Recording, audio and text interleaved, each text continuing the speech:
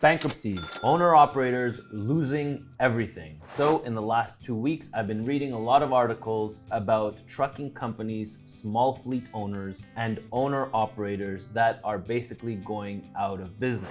In the US, 5.5 out of 10 owner-operators are going to fail within the first 3 years. In Canada, the stats are a little bit better. It's 3.5 out of 10 owner-operators are going to fail in Canada in their first 3 years. Why is that, and what can they do to avoid this situation? So let's get into detail about the top 3 reasons why owner-operators fail here in North America. So who am I and what do I know about the subject? Well, my name is Ronen. I'm VP of Operations here at ET Transport. I've watched this company grow from 10 power units to over 100 power units. Here, we're located in the GTA. In the last 16 years, I've been a part of the highs and the lows, when freight rates are high and when freight rates are low. I've seen owner-operators basically go out of business. I have watched them lose their trucks, and in some cases, I've even watched drivers lose their homes. Why? Because they weren't aware of these 3 top reasons of why owner-operators go out of business.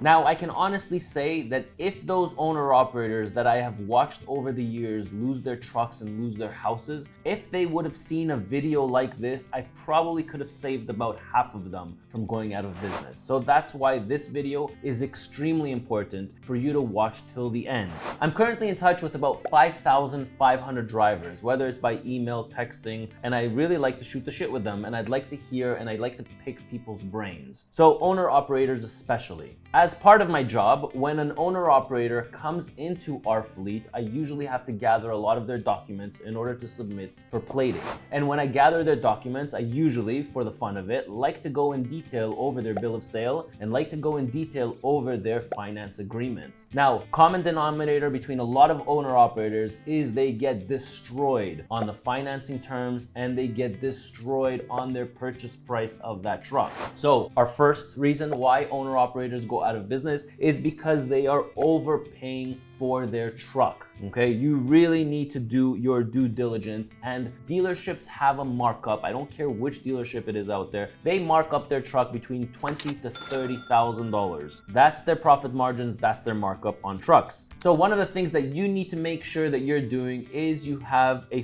that you're purchasing the truck with a fair market value, and that you're not overpaying for that unit. Do not be in a rush to purchase that truck. If you're not going to purchase that truck, there will be another truck that's going to come around for you to purchase. Be patient and wait for that deal to come. Now, be open to purchasing a truck from another owner-operator or a fleet owner. Now, why is that? Because I would much prefer, I used to buy used trucks all the time, and I would much prefer to buy these trucks off of an owner-operator or a small fleet or a big fleet, because I know that that truck is running. So if my trucks are running to the US all day long, then I know that it's going to, when it hits the scales, everything is fine with that truck. There is no minor defects or major defects.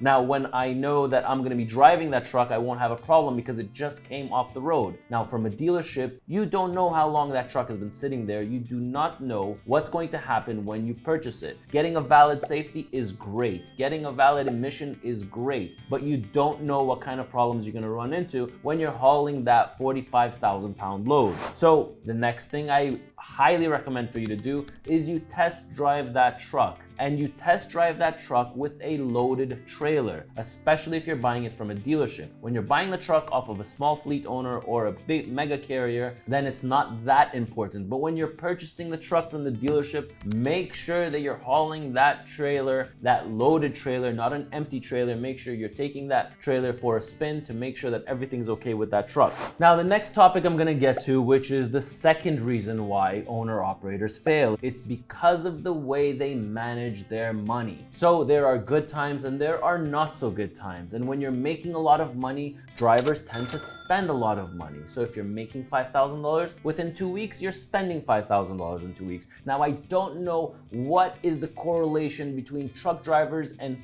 wanting to own a pickup truck, but every single one of them, for some reason, one of their goals, and I talk a lot to drivers about their goals, it's number one goal in their life is to own a pickup truck. I don't understand this for the life of me. Please put the comments down below. I'd love to know, what is this wet dream that you have with these pickup trucks? I don't get it. I mean, I have some long haul truck drivers that are on the road for 27 days out of the 30 days they're on the road, and they want that pickup truck parked for the 3 days that they use it. I mean, 27 days it's parked, 3 days you're driving it, and they're paying an arm and a leg for those trucks. I mean, you can rent a Lamborghini for the amount of money that you pay for that pickup truck if you were to rent a Lamborghini just for 3 days. But managing money is just not a strong quality of a lot of owner operators, and that's why they end up going out of business. Not enough drivers are taking advantage of these corporations. Okay, now in the US it gets even better, because in the US you have this S Corp, you have like different types of corporations. Here in Canada, you only have 2 or 3 different types: partnerships, sole proprietor, or a corporation.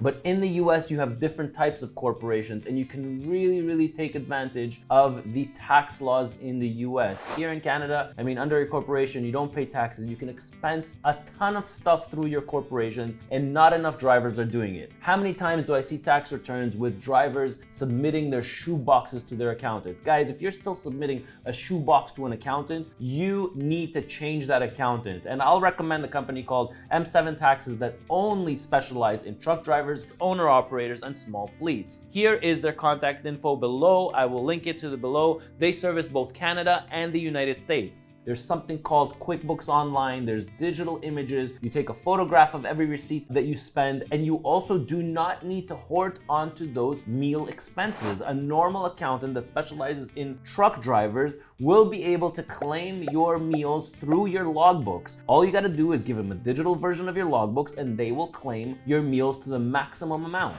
More about corporations that drivers are not doing properly. So there's a way to pay yourself a salary through your corporation. So you as a truck driver are the owner of this corporation, but that corporation should only be giving you a salary of what you need. You should be building wealth within your corporation. For example, if your corporation makes $100,000 or $120,000 net every single year, you should only be paying yourself $50,000, $45,000, $55,000. You should not be taking the entire amount out of your corporation. Why? Because your tax bracket, your personal tax bracket, will be much greater if you were to withdraw $120,000. So leave that money in your corporation and start building wealth within your corporations. Now, I'm not a tax accountant by any means, and that's why I recommend the company that I do, because I see what they've done for my drivers and they are extremely happy with them. But how much more so do you need a good tax accountant when things are bad?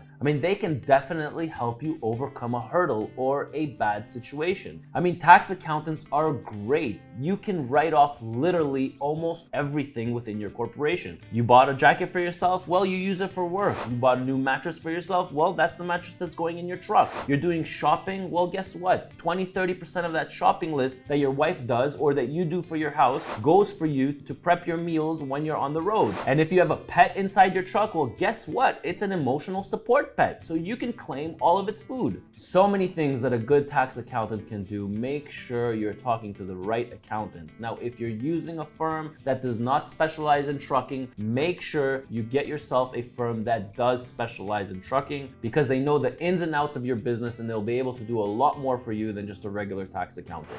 And the last thing, one of the most important things, is financing your truck properly. How many times do I see truck drivers using the recommended finance company of that dealership? I don't care who he is, they or she, they are getting a kickback. That dealership is getting a kickback from that finance company. So you are not getting the best rates out there. I can assure you of that. You know when you're gonna get the best rates out there? When that dealership is gonna go up against somebody else, and then you make them compete. That's how I do the financing here at ET Transport. I will send the bill of sale to 3-4 different brokers, and I would start from there. And once I get the rates back, I tell them all all that they're just not competitive, and then they decrease the rate, and then they decrease the rate again, and then once I pissed off everybody, that's when I'll sign the deal because I know I got the best rate out there. And you should honestly be doing the same. Now remember, the terms and the length of that contract is extremely crucial in your success. If you're gonna buy a 5-year-old truck and you're gonna finance it over the course of 6 years, you are setting yourself up for failure. I don't care that that payment is so low, you are setting yourself up for failure. Another thing, remember, the longer the duration is, the more commission the broker makes on the other side. Remember that. For the broker, they want you to finance it for the rest of your life. That's what they want. Why? Because that's when they get a really big check from the banks. Because the longer you finance it for, the more commission they get. Do what's convenient for you. If you'd like me to show you how this works, I will definitely do that. All right, guys, so here is what I'm talking about. So here is a $150,000 deal over the course of 48 months.